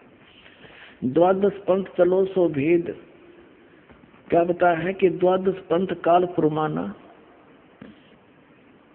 और भूले जीव न जाए ठिकाना, ताते आगम कह हम बाख्या वंश हमारा चूड़ामणि शाखा। प्रथम जग में जागो बरमावे, बिना भेद वो वंश चुरावे। दूसर सुरत गोपाल होई, अक्सर जो जोग दृढ़ावे सोई। तीसरा मूल निरंजन, चौथा पंथ टकसार और पांचवा पंथ बीज का लेखा। फिर सतनामी पंथ, फिर जीवा का पंथ, राम कबीर पंथ, फिर यो परम धाम की वाणी पंथ, ये चलेंगे। अब ये तो यहाँ इन्होंने प्रथम पंथ चूड़ामणि को नहीं दिखाया, प्रथम जागू दिखा दिया, ये गलत कर रखे ना। और यहाँ देखना, ये है बोध सागर का ही कबीर चरित्र बोध नामक ये चैप्टर है, अध्याय है। इसके एक 1870 पृष्ठ पे, ये 1870 पृष्ठ, यहाँ 12 पंथों को गद्य भाग में लिखा है। कबीर साहब के पंथों का वर्णन। प्रथम नारायण दास जी का पंथ लिख दिया इन्होंने, और दूसरा जागूदास, और यहाँ लिख रखा है न प्रथम जागूदास। देखो यहाँ इस कबीर बानी चैप्टर में 136 पृष्ठ पर प्रथम लिख दिया जागूदास, या चूड़ामणि को निकाल दिया, ये प्रथम चूड़ामणि है। ये अब हम आगे 1870 पृष्ठ पर कबीर चरित्र बोध में प्रथम नारायण दास जी का पंथ, फिर जागूदास पंथ, तीसरा सूरत गोपाल, मूल निरंजन का पंथ, टकसारी पंथ, भगवान दास पंथ, सतनामी पंथ, कमाली पंथ, यू कमाल का पंथ है, कमाल वाला, कमाली का नहीं, कमाल का, राम कबीर पंथ, प्रेम धाम की वाणी पंथ, और 11वां जीवा पंथ, और 12वां है गरीबदास पंथ। यू 12वां पंथ याद रखो, ये गरीबदास पंथ है, ठीक है। यहाँ क्लियर है गद्य भाग में, और ये है पद्य भाग कबीर वाणी 136 पृष्ठ पे, 136 पृष्ठ। अब यहाँ आगे हम फिर दोबारा, द्वादश पंथ काल फुरमाना, भूले जीव न जाओ ठिकाना। इन 12 पंथों में काल का आदेश चलेगा, नाम चलेगा, ज्ञान चलेगा, अर्थात आगम कह हम व्याख्या। इसलिए भविष्य का बताऊंगा आपको। वंश हमारा चूड़ामणि शाखा, ये प्रथम चूड़ामणि है, इन्होंने गलत लिखा, थोड़ा सा फेर बदल बाद में किया है इन कबीर पंथियों ने। प्रथम जग में जागो बरमावे, जागो जोगो सूरत गोपाल वही है, टकसारी पंथ, फिर सारा ये सतनामी पंथ, और ये सारा वही है परमधाम की वाणी पंथ। और यहाँ आगे हम ये 10वां वध है परमधाम की वाणी। अब ये 11वां है वास्तव में, अब ये है 12वां। कहते संवत 1775 हुई, तादिन प्रेम प्रगटे जग सोई। संवत 1774 में गरीबदास जी का जन्म हुआ था, संवत 1774 वैशाख में। यहाँ गलती से 75 लिखा गया है, संवत 1775 हुई, ये 74 हुई होना चाहिए।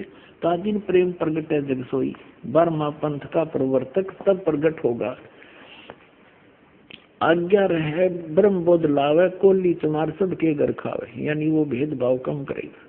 साख हमारी ले जीव समझावे, असंग जन्म छोड़ नहीं पावे। 12वें पंथ प्रगट हो वाणी, शब्द हमारी की निर्णय ठानी। 12वें पंथ में, गरीबदास वाले पंथ में, मेरी महिमा की वाणी पुनः प्रगट होगी। पुण्यात्माओं, गरीबदास जी की वाणी में, क्योंकि परमात्मा मिले थे गरीबदास साहिब जी को, 10 वर्ष के बालक थे सुडानी गांव में, वहां से सतलोक लेकर गए थे धर्मदास जी की तरफ, फिर वहां पे छोड़ा था। परमात्मा को मालूम था कि 12 पंथा में कबीर पंथ के नाम से काल घुसेगा और नकली जान देगा, मेरे नाम का नामो निशान मिटा देगा ज्ञान का। तो अपनी प्यारी आत्मा गरीबदास जी को ले गए, फिर वापस गोवा बना कर छोड़ गए। उन्होंने उस वाणी का आंखों देखा हाल लिखा जो दास के पास लग गया। तो यहाँ क्या बताते हैं कि कबीर साहब ने कहा कि 12वें पंथ प्रगट हवा वाणी और शब्द हमारे का निर्णय ठानी। ये 12 अस्थिर घर का मरम ना पावे, ये 12 पंथ हमी को जावे। यानी मेरी वाणी को 12वें पंथ प्रगट हो वाणी और शब्द हमारे का निर्णय ठानी। हमारे ज्ञान को वो कोशिश करेंगे समझने की, पर अस्थिर घर का मरम ना पावे, ये 12 पंथ हमी को जावे। गरीबदास वाले पंथ में भी कहते हैं मेरी महिमा की वाणी प्रकट होगी, लेकिन गरीबदास वाले इस ज्ञान को समझ नहीं सकेंगे, क्योंकि गुरु बिन काहुन पाया ज्ञाना, जो थोथा भूसड़े मूड किसाना। गुरु बिन वेद पढ़े जो प्राणी, समझे न सार रहे अज्ञानी। तो सतगुरु आवे दया करी, तो दया करी परमात्मा ने कर इस दास को। देखियो आगे देखो इसका निचोड़ कहाँ होता है। कहते बर में पंथ प्रगट हो वाणी, शब्द हमारे का निर्णय ठानी। पुनः वाणी प्रगट होगी मेरी गरीबदास द्वारा, और अस्थिर घर कामरब नहीं पावे, सथाई लोग सतलोक नहीं जा सकते। ये 12 पंथ कबीर कबीर करेंगे, और मेरी महिमा मेरे ज्ञान को मेरी वाणी को पढ़ पढ़ कर पंथ चलाएंगे, लेकिन अस्थिर घर सतलोक नहीं जा सकते। बर में पंथ फिर हम ही चल आवे, गरीबदास वाले पंथ में हम आगे चल के आवेंगे, और सब पंथ मिटा के एक ही पंथ चलावे।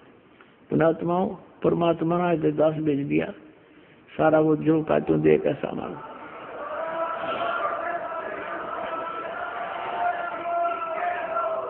और इस दास का निकास गरीबदास पंथ से है। मेरे पूज्य गुरुदेव जी गरीबदास पंथ से संबंधित थे। उन्होंने मुझे ये सारा ज्ञान दे करके कह दिया था, बेटा मेरे जाने के बाद यहाँ मत आना वापस, यहाँ कुछ नहीं है छुड़ानी में, ये सारे अभिमानी जीव हैं, तेरे को लेना था हमने आगे, या जोत के जोत जगानी थी, बस इतना ही काम था यहाँ। तो पुण्यात्मा उसके बाद दास वहाँ जाख्या भी नहीं छुड़ानी में, जो माल ठीक सदगुरु हमें दे गए। और कहते 12 पंथ गरीबदास पंथ तक भी पार नहीं होंगे असंग जन्म तक, यदि इस मार्ग को ग्रहण नहीं करेंगे। और फिर परमात्मा क्या कहते हैं आगे देखो। प्रथम चरण कलयुग निर्याना, तब मगर मांडो मैदाना। कलयुग का प्रथम चरण वो होगा जब कबीर साहब मगर से सह शरीर जाएंगे। कहते मैं सह शरीर जाऊंगा, मगर मैं लीला करूंगा, वो प्रथम चरण होगा। कलयुग को परमात्मा कबीर जी ने 3 चरणों में बांटा है। प्रथम चरण जब स्वयं आए थे, अब बिचली पीढ़ी जो अब चल रही है, और अंतिम लास्ट वाले कर्तगनी हो जाएंगे कलयुग के जी, वो भक्ति नहीं करेंगे, मांसाहारी बकवादी हो जाएंगे। अब ये है प्राइम टाइम, जिनको अब मनुष्य जीवन मिलेगा, जो पुण्यात्मा है फटाफट परमात्मा भेजेगा उनको, और ज्ञान ग्रहण करेंगे। आपके घर ऐसी पुण्यात्मा आएंगे बेटा और बेटी, आते भगवान की भक्ति पर लग जाएंगे, उनके आप पर कर्म बन जाएंगे, उनको कोई दुख नहीं आवे, टेंशन खत्म हो जाएगी सारी। ऐसी पुण्यात्मा आपके घर पे आऊंगी। कबीर साहब कहते हैं जो भक्ति बीज होवे जो हंसा, जो मेरी शरण में आ गया, और तारू तास के 71 वंशा, उसके 101 पीढ़ी पार कर दूंगा। 42 की तो बात छोड़ो। अब यहाँ हम कबीर बानी चैप्टर और बोध सागर का 137 पे पढ़ रहे हैं। कहते बर में पंथ प्रगट हो वाणी, शब्द हमारे का निर्णय ठानी। पुनः वाणी प्रगट होगी मेरी गरीबदास द्वारा, और अस्थिर घर कामरब नहीं पावे, सथाई लोग सतलोक नहीं जा सकते। ये 12 पंथ कबीर कबीर करेंगे, और मेरी महिमा मेरे ज्ञान को मेरी वाणी को पढ़ पढ़ कर पंथ चलाएंगे, लेकिन अस्थिर घर सतलोक नहीं जा सकते। बर में पंथ फिर हम ही चल आवे, गरीबदास वाले पंथ में हम आगे चल के आवेंगे, और सब पंथ मिटा के एक ही पंथ चलावे। प्रथम चरण कलयुग निर्याना, तब मगर मांडो मैदाना। धर्म राय यानी काल से मांडो बाजी, तब दो पंडित काजी। अब यहाँ कहते हैं 5505 तब ये शब्द होगा साचा। जब 5505 वर्ष कलयुग बीत जाएगा, तब ये बात मेरी साची होगी धर्मदास, तब तक तैयार ना जुटते किसी के। अब देखो फिर कहते हैं धर्मदास मेरी लाख दुहाई, ये मूल ज्ञान है, भूल नहीं। मूल ज्ञान कहीं बाहर न जाई, पवित्र ज्ञान तुम जग में भाखो, मूल ज्ञान तुम गुप्ती रखो, गोई रखो। मूल ज्ञान बाहर जो पढ़ी, ये बिचली पीढ़ी हंस नहीं तरही। 33 अरब ज्ञान हम बाख्या, मूल ज्ञान गुप्त ही रख्या, गोई रख्या। और मूल ज्ञान तुम तब तक छुपाई, जब लग 12 पंथ मिटाई। परमात्मा ने कहा धर्मदास मेरी लाख दुआई, ये सतनाम और सारनाम नहीं, बस सार्वजनिक ना करिए, ना बीतली पीढ़ी मेरे हंस नहीं तरेंगे। काल के दूता और नाम होता, अधिकारी ये है नहीं। और आज ये दास कैसे अंतर दिखाता परमात्मा के बच्चों को कि ये नकली ये असली है। तो परमात्मा ने कहा था धर्मदास मेरी लाख दुआई, ये सार नाम की तो बताइए ना, तुम जाप करो। ऐसे ही सभी महापुरुषों को जिनको सतलोक ले गिर छोड़ा, सबको ऐसे ही कहा था। आदरणीय नानक साहिब जी को, आदरणीय गरीबदास साहिब जी को, आदरणीय मुल्कदास साहिब जी को, आदरणीय दादू साहिब जी को, आदरणीय गीसादास साहिब जी को, किसी भी पंथ में, गीसादास पंथ में, गरीबदास पंथ में, कबीर पंथ में, ये सतनाम नहीं है 2 अक्षर का, ये नानक साहिब के पंथ में। अब इस दास को भेजा परमात्मा ने, अब उन महापुरुषों को गवाह बनाकर आपको प्रत्यक्ष कर दूंगा कि कबीर इज गॉड।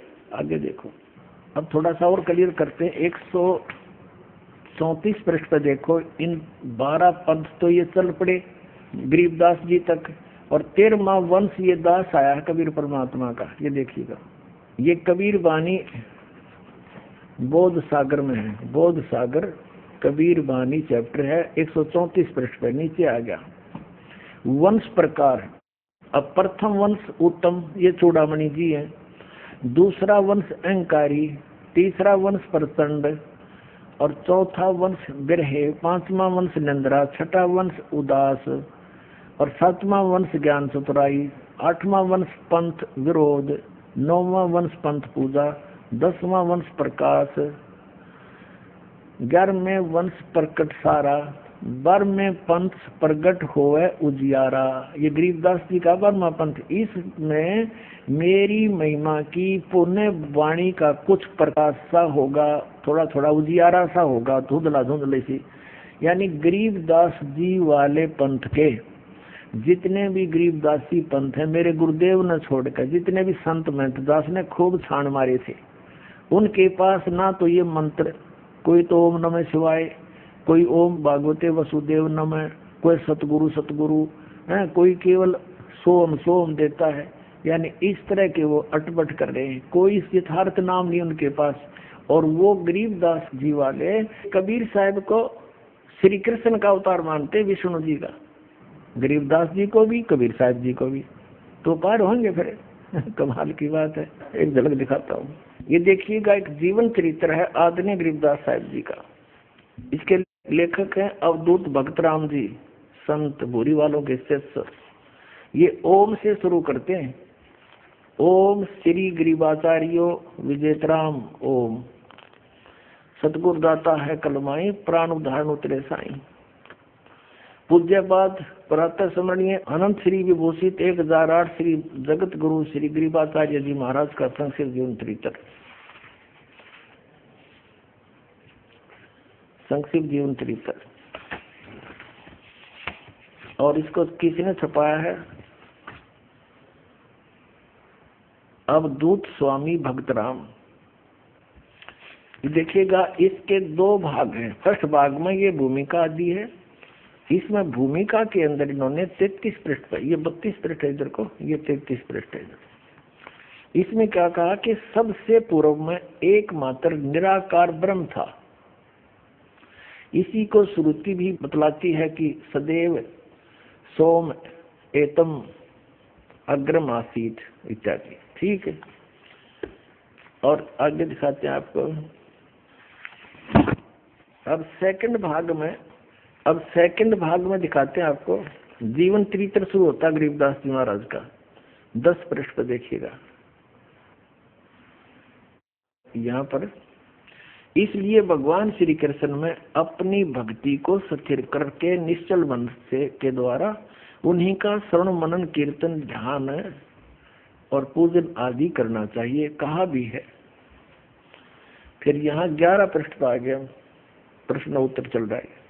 और ये ही सगुण ब्रह्म होकर भगवान श्री कृष्ण अपनी माया शक्ति के द्वारा जगत की रचना करते हैं। सतिथि काल में प्राणियों का पालन पोषण करते हैं, और आखिर में भी वे ही रुद्र रूप होकर इस चराचर विश्व का संहार भी करते हैं।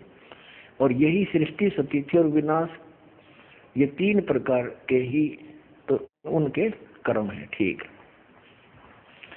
इस जीव लोक के अंदर जितने जीव हैं वे सब, श्री भगवान ने गीता में सब कह दिया है कि अर्थात इस जीव लोक के अंदर जितने जीव हैं वे सब मेरे ही अंश हैं, चाहे वे पशु हो अथवा पक्षी हैं, कीट पतंग हो, चाहे मनुष्य योनि में उत्पन्न हो, ये सब मेरे ही तो अंश है।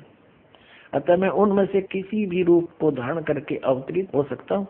अब तक मैं जिन जिन रूपों में अवतरित हुआ हूँ उनको सुनो। अब श्री कृष्ण जी के बारे में कह रहे, श्री कृष्ण जी कह रहे हैं यानी विष्णु जी कि मैं अभी तक किन किन के रूप में अवतरित हुआ हूँ। ये देखिए अब 12 पढ़ेंगे।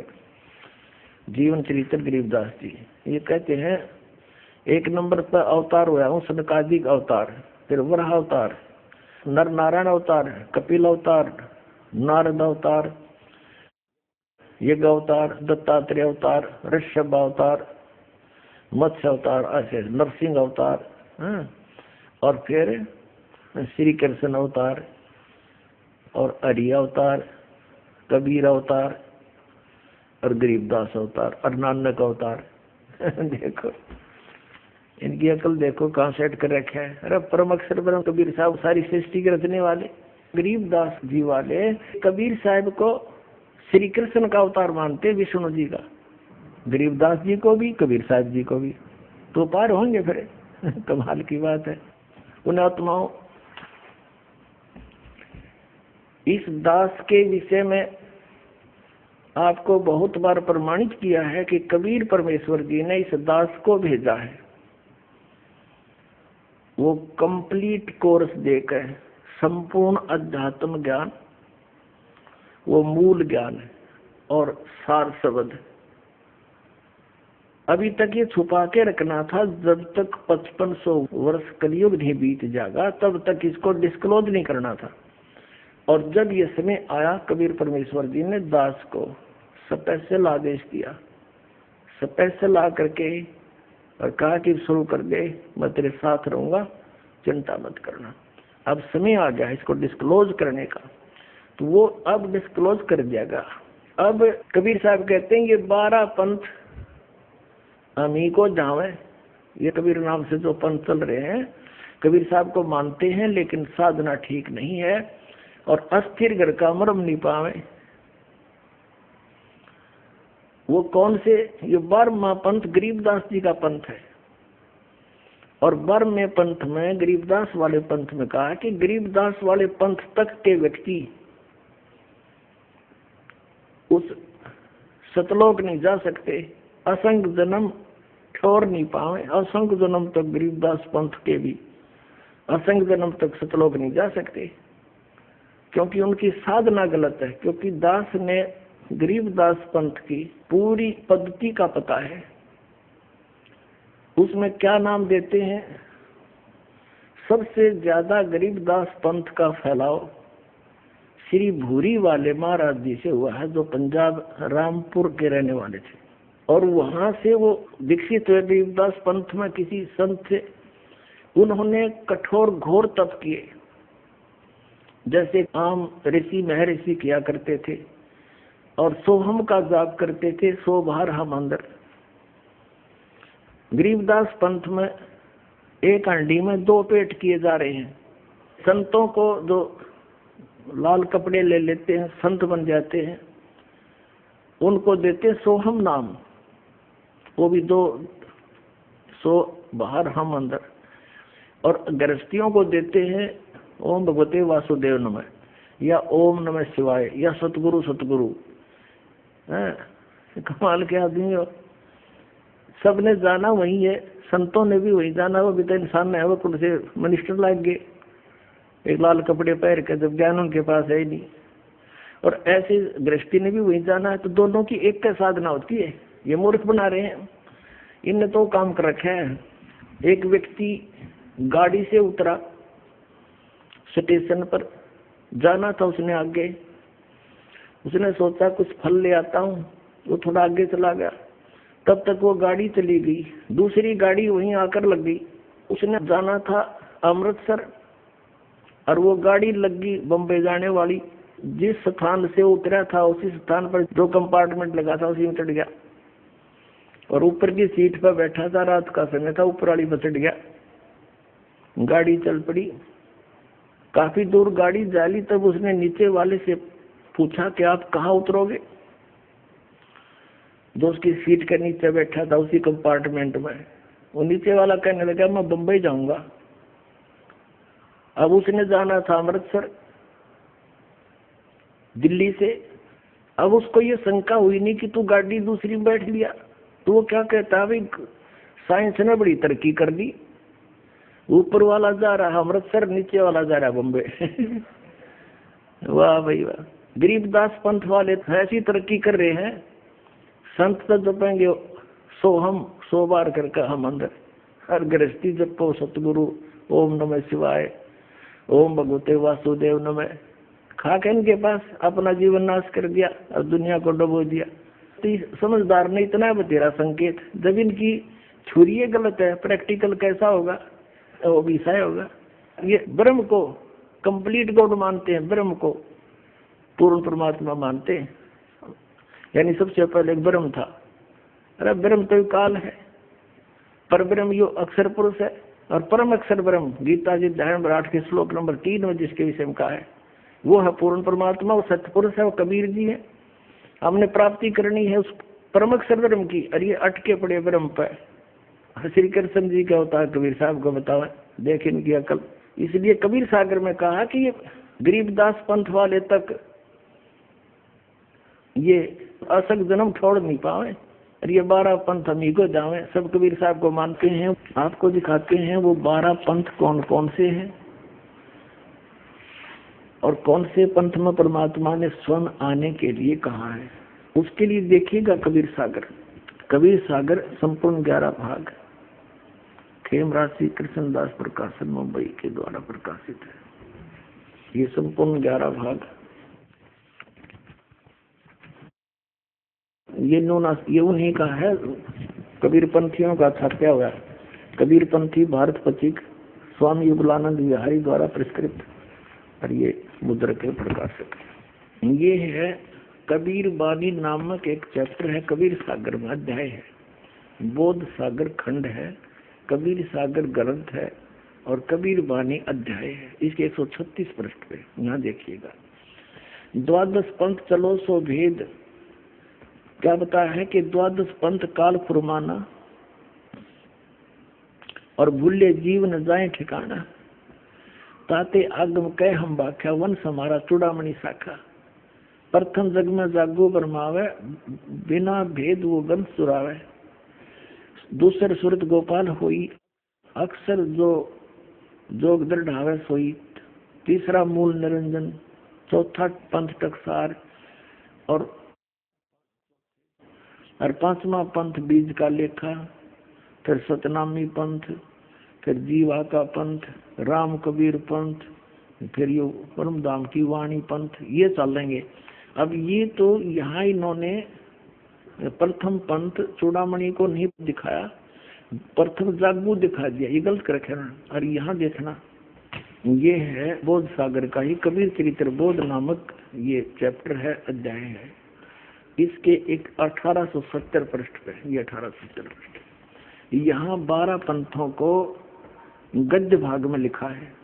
कबीर साहब के पंथों का वर्णन, प्रथम नारायण दास जी का पंथ लिख दिया इन्होंने, और दूसरा जागूदास, और यहाँ लिख रखा है न प्रथम जागूदास। देखो यहाँ इस कबीर बानी चैप्टर में 136 पृष्ठ पर प्रथम लिख दिया जागूदास, या चूड़ामणि को निकाल दिया, ये प्रथम चूड़ामणि है। ये अब हम आगे 1870 पृष्ठ पे कबीर चरित्र बोध में प्रथम नारायण दास जी का पंथ, फिर जागूदास पंथ, तीसरा सूरत गोपाल, मूल निरंजन का पंथ, टकसारी पंथ, भगवान दास पंथ, सतनामी पंथ, कमाली पंथ, यू कमाल का पंथ, कमाल वाला, कमाली का नहीं कमाल का, राम कबीर पंथ, प्रेम धाम की वाणी पंथ, और 11वां जीवा पंथ, और 12वां है गरीबदास पंथ। यू 12वां पंथ याद रखो, ये गरीबदास पंथ है। ठीक है, यहाँ क्लियर है गद्य भाग में, और ये है पद्य भाग कबीर वाणी 136 पृष्ठ पे, 136 पृष्ठ। अब यहाँ आगे हम फिर दोबारा 12 पंथ काल फुरमाना, भूले जीव न जाओ ठिकाना। इन 12 पंथों में काल का आदेश चलेगा, नाम चलेगा, ज्ञान चलेगा। अर्थात आगम कह हम व्याख्या, इसलिए भविष्य का बताऊंगा आपको। वंश हमारा चूड़ामणि शाखा, ये प्रथम चूड़ामणि है, इन्होंने गलत लिखा, थोड़ा सा फेर बदल बाद में किया है इन कबीर पंथियों ने। प्रथम जग में जागो बरमावे, जागो जोगो सुरत गोपाल वही है, टकसारी पंथ, फिर सारा ये सतनामी पंथ, और ये सारा वही है परमधाम की वाणी पंथ, और यहाँ आगे हम ये 10वां वध है परम धाम की वाणी। अब ये 11वां है वास्तव में, अब ये है 12वां। कहते संवत 1775 हुई तादिन प्रेम प्रगटे जग सोई। संवत 1774 में गरीबदास जी का जन्म हुआ था। संवत 1774 वैशाख में, यहाँ गलती से 75 लिखा गया है। संवत 1775 हुई, ये 74 हुई होना चाहिए। तादिन प्रेम प्रगटे जग सोई, 12वां पंथ का प्रवर्तक तब प्रगट होगा। आज्ञा रहे ब्रह्म बोध लावे, कोली तुम्हार सब के घर खावे, यानी वो भेदभाव कम करेगा। साख हमारी ले जीव समझावे, असंग जन्म छोड़ नहीं पावे। 12वें पंथ प्रगट हो वाणी, शब्द हमारी की निर्णय ठानी। 12वें पंथ में, गरीबदास वाले पंथ में, मेरी महिमा की वाणी पुनः प्रगट होगी। पुण्यात्माओं, गरीबदास जी की वाणी में, क्योंकि परमात्मा मिले थे गरीबदास साहिब जी को, 10 वर्ष के बालक थे सुडानी गांव में। वहां से सतलोक लेकर गए थे धर्मदास जी की तरह, फिर वहां पे छोड़ा था। परमात्मा को मालूम था कि 12 पंथा में कबीर पंथ के नाम से काल घुसेगा और नकली ज्ञान देगा, मेरे नाम का नामो निशान मिटा देगा ज्ञान का। तो अपनी प्यारी आत्मा गरीबदास जी को ले गए, फिर वापस गोवा बना कर छोड़ गए। उन्होंने उस वाणी का आंखों देखा हाल लिखा जो दास के पास लग गया। तो यहाँ क्या बताते हैं कि कबीर साहब ने कहा कि 12वें पंथ प्रगट हवा वाणी और शब्द हमारे का निर्णय ठानी। ये 12 अस्थिर घर का मरम ना पावे, ये 12 पंथ हम ही को जावे। यानी मेरी वाणी को 12वें पंथ प्रगट हो वाणी और शब्द हमारे का निर्णय ठानी। हमारे ज्ञान को वो कोशिश करेंगे समझने की, पर अस्थिर घर का मरम ना पावे, ये 12 पंथ हम ही को जावे। गरीबदास वाले पंथ में भी कहते हैं मेरी महिमा की वाणी प्रकट होगी, लेकिन गरीबदास वाले इस ज्ञान को समझ नहीं सकेंगे, क्योंकि गुरु बिन का हुन पाया ज्ञाना, जो थोथा बुसड़े मूड किसाना। गुरु बिन वेद पढ़े जो प्राणी, समझे न सार रहे अज्ञानी।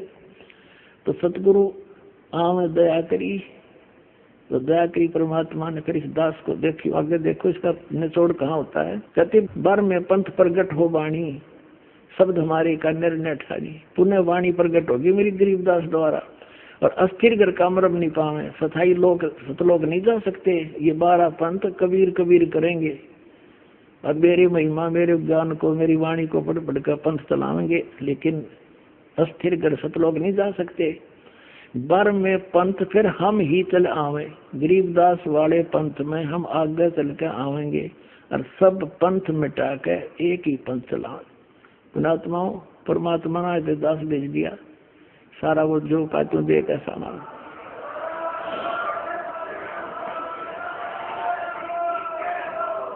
और इस दास का निकास गरीबदास पंथ से है। मेरे पूज्य गुरुदेव जी गरीबदास पंथ से संबंधित थे। उन्होंने मुझे ये सारा ज्ञान दे करके कह दिया था, बेटा मेरे जाने के बाद यहाँ मत आना वापस, यहाँ कुछ नहीं है छुड़ानी में, ये सारे अभिमानी जीव हैं, तेरे को लेना था हमने आगे, या जोत के जोत जगानी थी, बस इतना ही काम था यहाँ। तो पुण्यात्मा उसके बाद 10वां जाख्या भी नहीं छुड़ानी में, जो माल ठीक सतगुरु हमें दे गए। और कहते 12 पंथ गरीबदास पंथ तक भी पार नहीं होंगे असंग जन्म तक, यदि इस मार्ग को ग्रहण नहीं करेंगे। और फिर परमात्मा क्या कहते हैं आगे देखो। प्रथम चरण कलयुग निर्याना, तब मगर मांडो मैदाना। कलयुग का प्रथम चरण वो होगा जब कबीर साहब मगर से सह शरीर जाएंगे। कहते मैं सह शरीर जाऊंगा, मगर मैं लीला करूंगा, वो प्रथम चरण होगा। कलयुग को परमात्मा कबीर जी ने 3 चरणों में बांटा है। प्रथम चरण जब स्वयं आए थे, अब बिचली पीढ़ी जो अब चल रही है, और अंतिम लास्ट वाले कर्तगनी हो जाएंगे कलयुग के जी, वो भक्ति नहीं करेंगे, मांसाहारी बकवादी हो जाएंगे।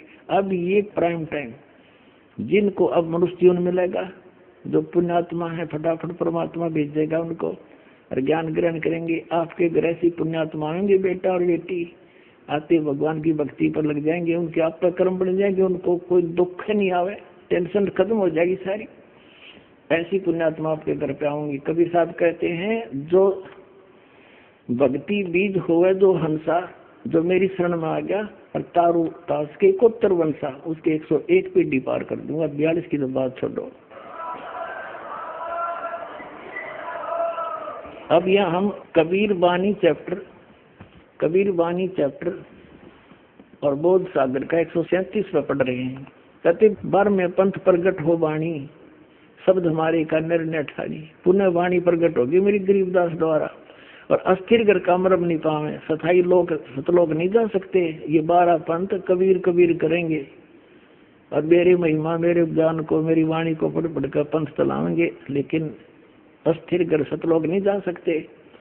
बर में पंथ फिर हम ही चल आवे, गरीबदास वाले पंथ में हम आगे चल कर आवेंगे और सब पंथ मिटा के एक ही पंथ चलावे। प्रथम चरण कलयुग निर्याना, तब मगर मांडो मैदाना। धर्म राय यानी काल से मांडो बाजी, तब दो पंडित का जी। अब यहाँ कहते हैं 5505 तब ये शब्द होगा सच्चा। जब 5505 वर्ष कलयुग बीत जाएगा तब ये बात मेरी साची होगी धर्मदास, तब तक तैयार ना जगता है किसी के। अब देखो फिर कहते हैं धर्मदास मेरी लाख दुआई, ये मूल ज्ञान है, भूल नहीं। मूल ज्ञान कहीं बाहर ना जाई, पवित्र ज्ञान तुम जग में भाखो, मूल ज्ञान तुम गुप्ती रखो गोई रखो।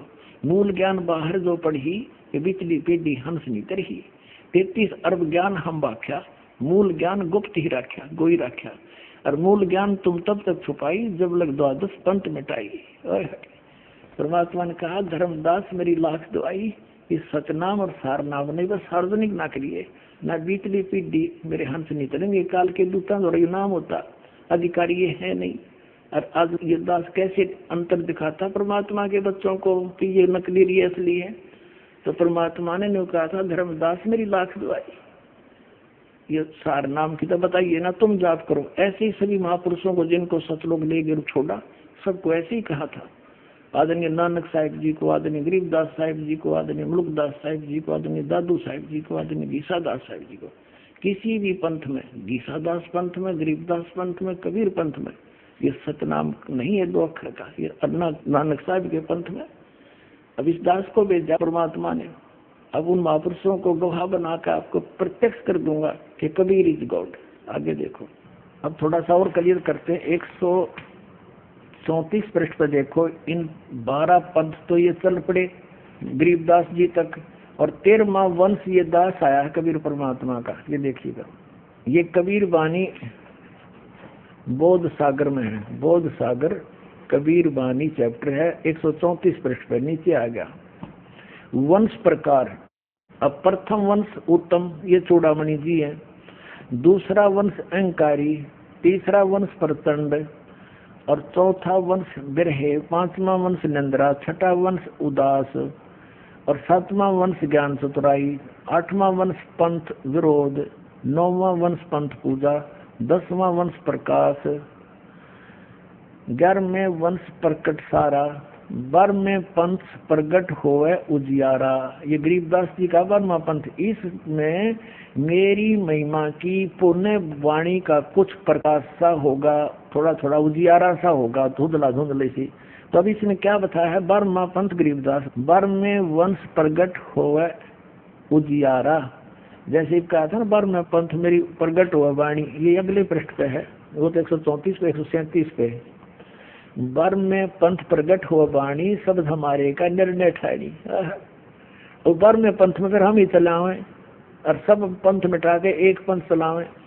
अब यहाँ हम फिर आगे 134 पे, अब यहाँ पढ़ते पढ़ते आ रहे हम कबीर वाणी में नीचे।